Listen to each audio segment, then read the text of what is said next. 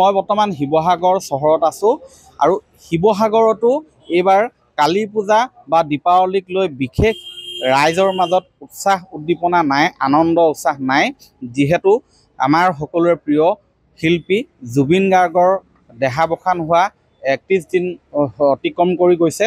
গতিকে এতিয়াও ন্যায়ৰ দাবীত ৰাজপথত ওলাই আহিছে বহু জুবিন অনুৰাগী। কামনা কৰিছে জুবিন গাৰ্গৰ যাতে সোনকালে ন্যায় লাভ কৰে। তাৰ মাজতে কালী পূজা আৰু দীপাৱলীও পালন কৰিছে। মই এইকাৰণেই পালন কৰিছে বুলি কৈছোঁ যে উদযাপন শব্দটো এবাৰ লগাব পৰা অৱস্থাত নাই। যথেষ্ট ব্যৱসায়িক প্ৰতিষ্ঠানবিলাকতো ভিৰ কম।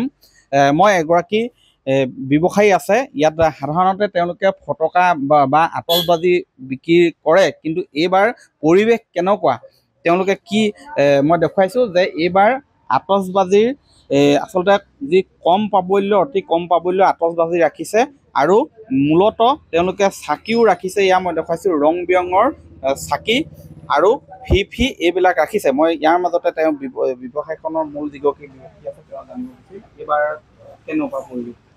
নাই, আমাৰ এইবাৰ ব্যৱসায়টো একচুৱেলি আমি বহুত দিনৰ আগতে বহাগ বিহুৰ সময়তে আমি এইখিনি অৰ্ডাৰ দিওঁ, বস্তুখিনি আহিলে কিন্তু মন কাৰো ভাল নাই। আমাৰো মন জুবিনৰ কাৰণে খুব দুখত আছোঁ। আমিও এমাহ হৈ গৈছে জুবিনৰ ন্যায় পোৱাটো আমিও বিচাৰিছোঁ, কিন্তু বস্তুখিনি অনাৰ পিছত আমাক জিলা প্ৰশাসনেও অনুমতি দিছিলে, এমাহৰ আগতেই দিছিলে আমাক অনুমতি। এই দোকানখন খুলি থৈছোঁ আৰু সৰু সৰু ল'ৰা ছোৱালীবিলাকে চাকি, এই কলগছ, ফুলজাৰি এনেকৈ সৰু সৰু বস্তুবিলাক নিছে, সৰুকৈ উদযাপন কৰিছে। আৰু চাকি এইবিলাক 20 টকা, এটাত 20 টকা আছে, কিছুমান 50 টকা 30 টকা চাকি আছে। এই ইয়াতে লোকেলি বনোৱা ব্যৱসায়ী মানে ইয়াতে ছোৱালী শিৱসাগৰৰ এগৰাকী উদ্যমী ছোৱালীয়ে বনাইছে, বনাই পেলাই ইয়াত দিছে। ছোৱালীজনীৰ নাম ৰূপা মিলি।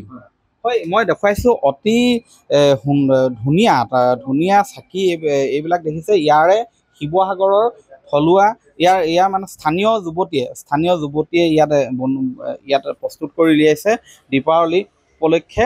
আৰু মই এয়া যিসকল গ্ৰাহক আছে মই তেওঁলোকৰো ভাষ্য ল'ম, ইয়াতে আছে মই দেখুৱাইছোঁ। দীপাৱলীৰ এইবাৰ কালী পূজা কেনেধৰণে তোমালোকে পালন কৰিব লৈছে? মইতো মণিপুৰী হয়। আমি আগত যেনেকৈ পাতোঁ সেনেকেই অসমত আছোঁ যেতিয়া সেনেকেই পালন কৰোঁ, আমিও যেনেকৈ পালন কৰা হয়। মই ইয়াত আছে এগৰাকী আৰু আছে দাদা। এইবাৰ আৰু অকণমান কমকৈ হ'লেও নিয়মটো হ'লেও আমি অকণমান এনেকৈ আৰু কলগছো লোৱা হোৱাই নাই এইবাৰ। তাকে এইবাৰ আমাৰতো ব্যৱসায়টো অকণমান কমেই হৈছে, আমি যিমান পাৰোঁ ইমান কমকেই কৰিছোঁ। কালি এমাহ হৈ গৈছে জুবিন দাৰ, চ' এতিয়া যিমান পাৰোঁ ইমানখিনি আছে আৰু ইমান অকণমানকৈ কৰিছোঁ আৰু নিয়মটো কৰিছোঁ। পূৰ্বৰ দৰে একেবাৰে হোৱা নাই, বহুত কমকৈ হৈছে, আমি কমকৈ কৰি আছোঁ। মই এটি কম মানি মোৰ ভাগিন হয়। কি ল'লে? ইয়াৰ কাৰণে সেয়া ফুলজাৰি ফিফি হয়। আচলতে ডাঙৰবিলাকে যিবিলাকে পৰিৱেশটো বুজি পোৱা হৈছে, ডাঙৰবিলাকৰ মাজত উৎসাহ নাই বা কোনো ধৰণৰ বিশেষ আয়োজন নাই, কিন্তু তেওঁলোকৰ সন্তান যিসকলে ভালদৰে পৰিৱেশটো বুজিব বা উপলব্ধি কৰিব পৰা হোৱা নাই, তেওঁলোকৰ বাবে সৰু সৰু চাকি বা ফিফি এইবিলাক ক্ৰয় কৰা পৰিলক্ষিত হৈছে। মই পুনৰ কৈছোঁ যে শিৱসাগৰৰ চহৰত মাজমজিয়াত আচলতে দীপাৱলী আৰু কালী পূজা এই দুটা দিনত কলগছ লগাই প্ৰতিখন ব্যৱসায়িক প্ৰতিষ্ঠানৰ সন্মুখত কলগছৰ সম্পূৰ্ণ নধৰা হৈ পৰে। আচলতে কলগছ তেওঁলোকে বিভিন্ন গ্ৰাম্যাঞ্চলৰ পৰা কলগছ আনি তেওঁলোকে লগাই বন্তি প্ৰজ্বলনৰ বাবে, কিন্তু এইবাৰ সেই পৰিৱেশ নাই। গতিকে কলগছ লগোৱাৰ সেই দৃশ্যও আমি এইবাৰ দেখুৱাবলৈ সক্ষম হোৱা নাই। ৰাইজে আচলতে সেই উৎসাহ উদ্দীপনা নাই, কাৰণ সকলোৰে আমাৰ অতিকৈ মৰমৰ হেঁপাহৰ শিল্পীগৰাকী কায়িকভাৱে আমাৰ মাজৰ পৰা নোহোৱা হৈ গৈছে।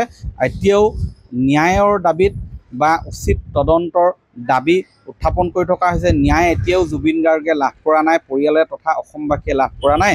এনে প্ৰেক্ষাপটত দীপাৱলীৰ সেই উৎসাহ উদ্দীপনা নথকাটোৱেই স্বাভাৱিক।